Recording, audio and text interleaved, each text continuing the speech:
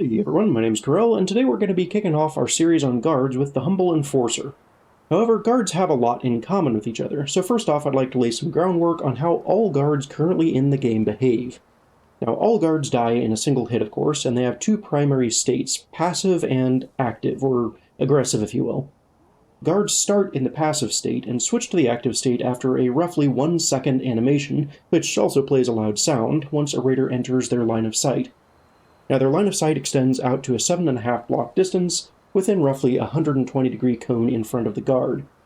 However, the guard will also activate if a line can be drawn from the raider's center of mass to the guard's center of mass, and the raider is within 4 blocks of the guard for roughly a full second. Now, once activated, a guard will turn directly to face the raider, then move exactly as far as they need to, or not at all, in order to use their primary weapon. Once they're in range, the guard will stop, it will begin to charge up its weapon, or in the case of Warmongers, it'll enter a lunge animation, and they'll attack the current position of the raider at the moment the projectile is fired in the case of ranged guards, or the lunge begins in the case of Warmongers. So I've got a couple test scenarios set up here, and we can see this in action. As you can see here, once I enter a certain distance of the guard, it will begin its aggro animation, or activation animation, and then it will charge up a projectile and fire it at me. So, that is a case where the guard is directly in front of me and can draw a direct line of sight to me. Let's take a look at another example over here. You can see there is a guard behind that block, but it cannot draw a line of sight to me directly, and it is facing the other direction. However, once I get to a certain point and within a certain distance of the guard, you will see it will begin to activate, and it will turn to face me, begin its charging animation, and fire. Now, active guards will only path over walkways in a manner exactly similar to Harvey.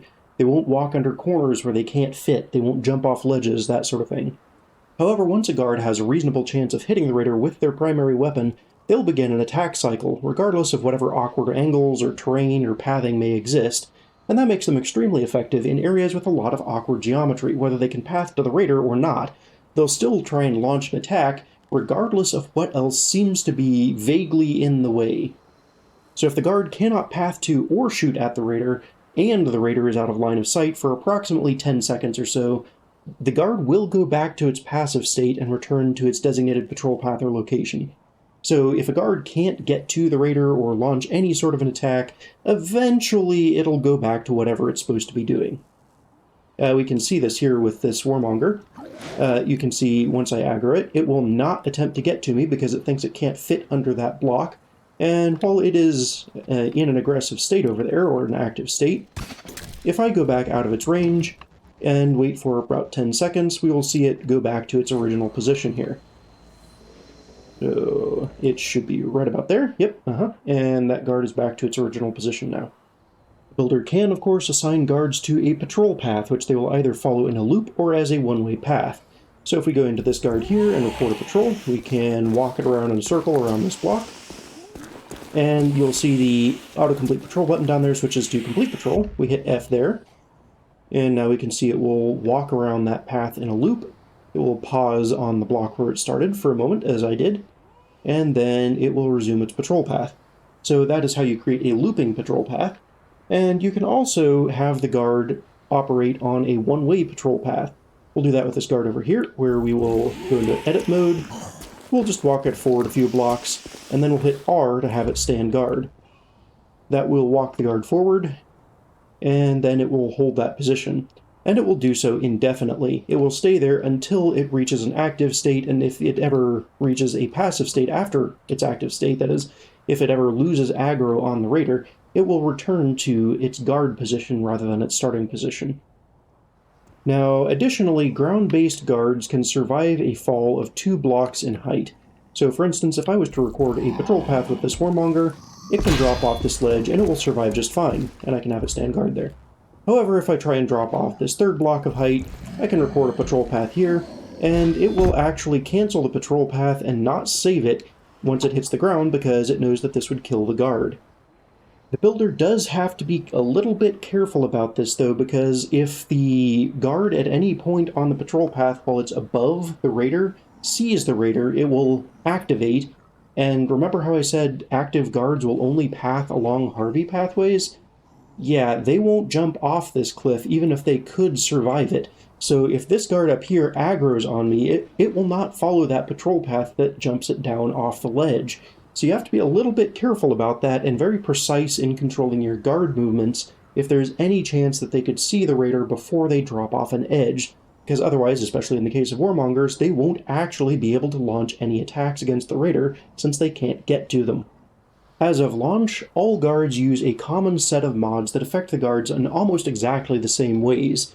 So I'm going to cover these mods in depth right up front so we can save some time on future guard videos, because they're going to affect all of the guards in pretty much the same way.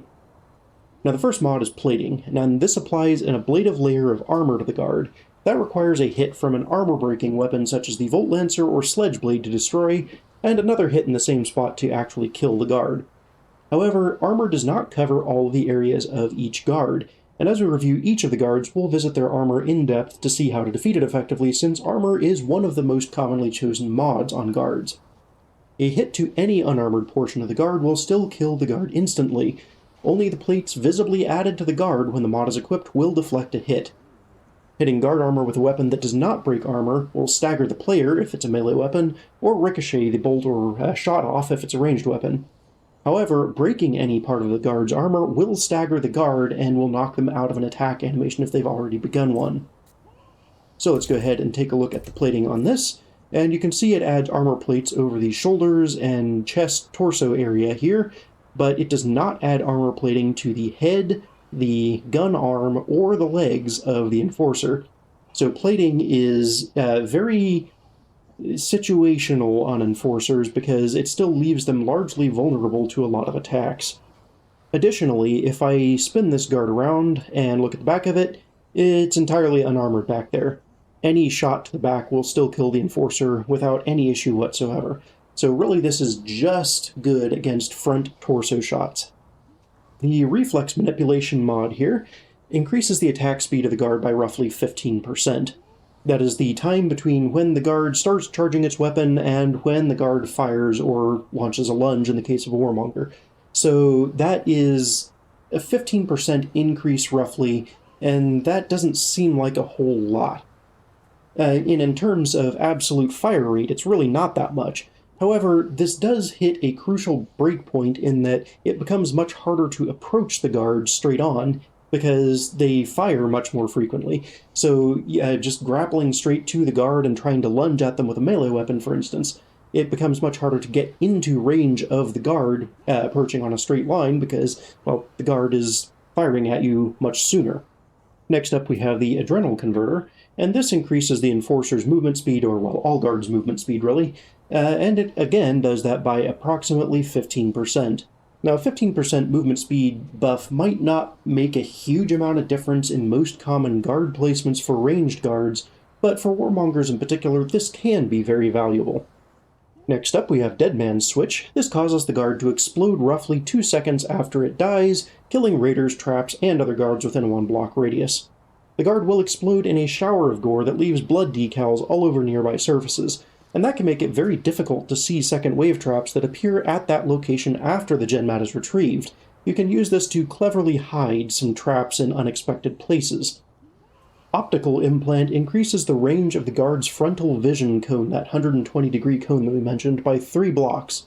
That's about a 40% range increase. However, it does not affect the 4-block 360-degree activation radius that we saw when we walked up behind that guard. So it is just for the guard's vision radius. However, it will also allow the guard to fire from a much larger distance because the guard will launch attacks from whatever distance it can see the raider at. Now, the exception to this is, of course, Warmongers, who are limited by the range of their melee weapon. Launching a melee attack from 3 blocks further distance doesn't mean much when you only have a lunge range of 1 block. Bloodlust causes the guard to become active whenever any guard within a 13-block radius becomes active. The activation animation for the guard will play immediately, regardless of where the guard is, and it will charge straight towards the player, not towards the guard that activated it, along the shortest available pathway. That can be very useful because, in the case of, for instance, an Enforcer, you might have that up on a ledge, whereas you want a Warmonger with Bloodlust to activate somewhere else and charge towards the raider along a ground-based pathway. Finally, we have Short Leash, which does exactly what it says on the tin. It ensures that the guard never moves beyond 1.5 blocks of its patrol path, guard location, or spawn point if no patrol path is set. And without this, the guard will be free to chase the player pretty much however far at once, as long as there's a pathway leading to wherever the raider is. As long as the raider doesn't break line of sight for too long, of course. So, as we've seen, guards' activation animations and sounds are very clear, and it leaves the guard quite vulnerable to ranged weapons or even melee weapons if a fast raider can get close and get a hit off before the thing gets a chance to fire. So to get around this, a clever builder can use Bloodlust to expose only one guard in an area while they're activating and have the rest hidden around the area.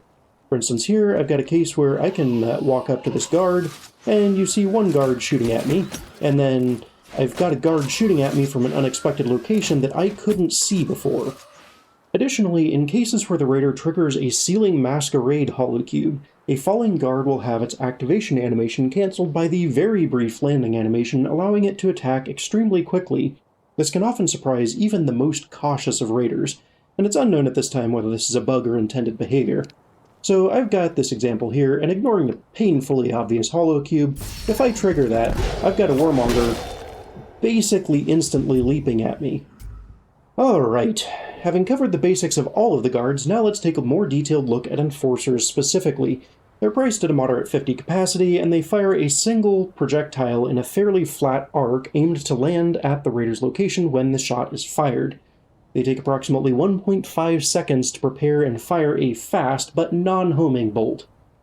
Now, the slight arc to the fired bolts can hurt an Enforcer's effectiveness when attempting to fire in long, low-ceilinged areas, especially if they're firing from a ramp or other slightly elevated platform. So you can see this here. If I approach this Enforcer and activate it, and you'll see it'll come over here and start trying to attack me, and it's going to fail miserably because it can't get that bolt through the ceiling. It's got a little bit of arc to the projectile. It's firing it up because it needs to go up before it comes back down to land on me. And even without the optical implant, this Enforcer is just not going to be able to shoot me effectively from its current position. So I've got all day to shoot back. This tendency, however, can be used to a builder's advantage, since the projectile will of course go right through, as an example, a hollow cube or opaque corrosive cube, while the raider may not be able to track the projectile's flight easily, especially given the orange color of the cubes. So for instance, if I activate this guard here, it's going to come over this hill exactly as before, and that bolt is a lot harder to see now. Depending on the situation though, this does have the downside of exposing the feet of the Enforcer at eye level to the raider, and that's almost always going to end in the Enforcer getting shot or cut down easily given its lack of leg armor, unless the raider is otherwise occupied. So for instance here, if I, again, activate this guy, I can see his legs perfectly clearly. I'm just going to shoot them with the plasma bow, and that's going to be the end of it. Now, as of course I mentioned during the armor plating mod discussion, the Enforcer armor plating applies plates only to the front torso, leaving its legs, arm, and head exposed to hits. A careful raider with a plasma crossbow will encounter very little difficulty in sniping these things down from any range whatsoever, regardless of their facing, but raiders using melee weapons should at least take a little bit of care to aim for the legs, because those are probably the easiest target on this guy. Alright, so let's talk about tactics here. Now, Enforcers are in many ways one of the scariest guards in the game, but they're also one of the easiest to deal with.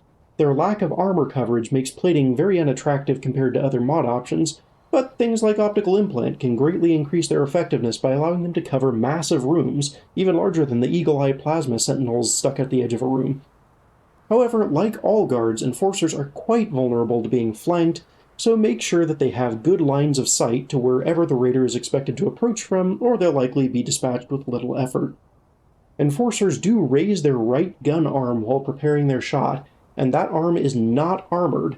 That does make it a very clear and easy target for ranged weapons, even from extreme range.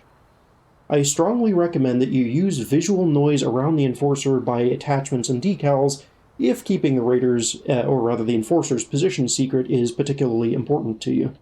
Also, clever builders should consider the use of Enforcer ambushes. Take this case here, for instance. I see an Enforcer. It's a pretty hard shot, and that Enforcer's armored, so I'm just going to get a little bit closer to be able to shoot it easily. But when it spots me, I get ambushed. There are enforcers everywhere here, and they're firing with multiple different timings, multiple different angles, and it's actually going to be somewhat difficult to get close to any given one of them safely.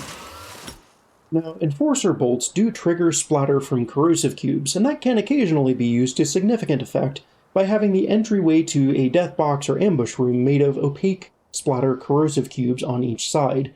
Since the opaque corrosive cubes are orange, as are the in-flight enforcer bolts, this can add significant visual confusion and make the bolts harder to see, less obvious, and as a result, harder to track and or avoid. So in this particular case, I just modified this area with some opaque splatter cubes, and I'm going to get ambushed here in exactly the same way as before, and I can try and back out of this, but yeah, there are a lot of things coming from a lot of directions, I can't get a clear shot, and it becomes much harder to avoid the shots if I'm just trying to poke my nose around that corner. One of the biggest mistakes builders make is to position a bunch of enforcers in a room such that they all activate, charge their shots, and fire more or less simultaneously. And this allows the raider to deflect or avoid the shots with a single movement or ability, which makes the room significantly easier. As we can see here, I've got this little death box, and I've got enforcers on both sides, but they all more or less activate and fire simultaneously. So I can take my time there and line up a shot. And then I've got time here, I can line up a shot. I've got time here, line up a couple shots. And then I've got time here, I can line up more shots. So that makes that room very, very easy to clear because I have all the time in the world to stand still and pick my shots between the enforcer's volleys. In order to avoid this scenario, you should mix reflex manipulation enforcers with regular enforcers, should vary the heights and angles that enforcers can see slightly so they don't all activate simultaneously, and you can even intentionally block some lines of sight entirely. Make sure enforcers can cover each other though, since melee raiders will often come to a brief stop when killing one enforcer, which can leave them vulnerable to being shot by another. Additionally, consider the use of Bloodlust on a couple of hidden enforcers just to vary the timings up even just a little bit more. So I've got an example of this here. I've varied up these enforcers in this room, and we can see that while there's largely firing in patterns, I still can't stand still for any length of time here. One of the enforcers did shoot another, it looks like, so I probably could have built this better, but if I come to stop for any but the briefest of moments, I'm going to get shot and die.